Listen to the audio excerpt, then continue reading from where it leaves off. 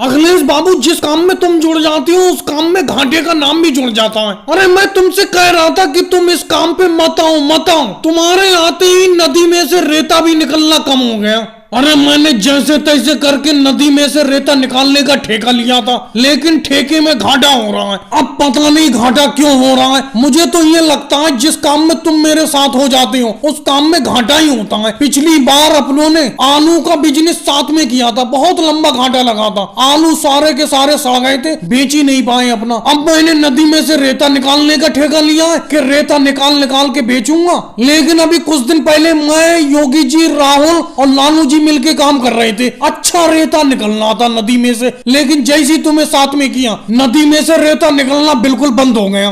ये थोड़ा थोड़ा सा नदी में से रेता निकलना है, उसी रेते को सर से ढो ढो के बाहर को निकालना है। लेकिन अभी कुछ दिन पहले इतना रेता निकलना था कि मुझे योगी जी का बुलडोजर जीसीबी बुलाना पड़ गया था। उसी से रेता निकलवाया था मैंने और ट्रैक्टर ट्राली से ढुलवाया था।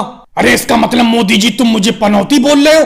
पनौती तो मैंने तुम्हें नहीं बोला, पनौती तो तुम अपने आप को खुद कह रहे हो। अरे मोदी जी बस भी करो, तुम तो बेफालतू में अखिलेश के ऊपर इल्जाम लगा रहे हो, बेफालतू की फेंकते रहते हो। अरे सारे का सारा रेता मेरे बुलडोजर से निकलवा लिया तुमने। अच्छा फायदा हो रहा है, तुमने जितने का ठेका लिया था नदी से रेता निकालने का उससे डबल रेता बेच चुके तुम, और कह रहे हो कि अखिलेश के आते ही रेता खत्म हो गया। अरे जब नदी में से सारा रेता निकाल लिया तो क्या बचेगा उसमें? अरे भाई मोदी जी अब बस भी करो, कब तक रेता निकलवाते रहोगे इस नदी में से? बिल्कुल खुक्कल कर दोगे नदी को। तुमने हाथ ही डुबाओ गड्ढे कर दिए इस नदी के अंदर, कितना रेता निकालोगे? पहले तुमने योगी जी के बुलडोजर से निकलवाया रेता, फिर अब तुम टोकरियों से निकलवा रहे हो, सर पे ढुलवा रहे हो। अब क्या थोड़े दिन बाद हाथों से निकलवाओगे थोड़ा थोड़ा सा? और इल्जाम बेफालतू में अखिलेश के ऊपर लगा रहे हो कि अखिलेश जब से आया है रेता निकलना कम हो गया। ये कोई बात नहीं हुई। तुम सबको तो ऐसी मेरा फायदा दिखता है, ऐसे देखने से कुछ थोड़ी होता है। कागज को देखो, मेरे कागज पे कितना प्रॉफिट हुआ है, कितना घाटा हुआ है।